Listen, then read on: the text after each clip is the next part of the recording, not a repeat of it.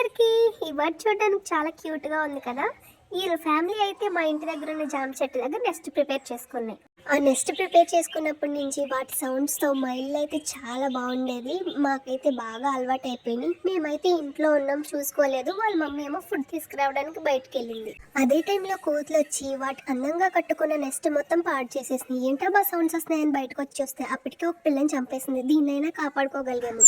చూసారా బేబీ వాళ్ళ మమ్మీని ఎలా పిలుస్తుందో. మా దగ్గర ఉంటే అవి రావడానికి భయపడుతున్నాయి అని చెప్పి దూరంగా పెట్టాము. ఫైనల్లీ వాళ్ళ మమ్మీ అయితే వాళ్ళ బేబీ దగ్గరికి వచ్చేసింది. ఒక పిల్లని పోగొట్టుకున్న బాధలో ఉన్నా సరే ఇంకో పిల్లని కాపాడుకోవాలని చూసారా వాటి ఆతృత ఎలా ఉందో. దానికోసం ఫుడ్ కూడా తీసుకొస్తుంది. ఆ తల్లి ప్రేమ చూసారా, తనంత కష్టంలో ఉన్న తన బేబీ కడుపు నింపాలని చూసారా ఎంత కష్టపడుతుందో.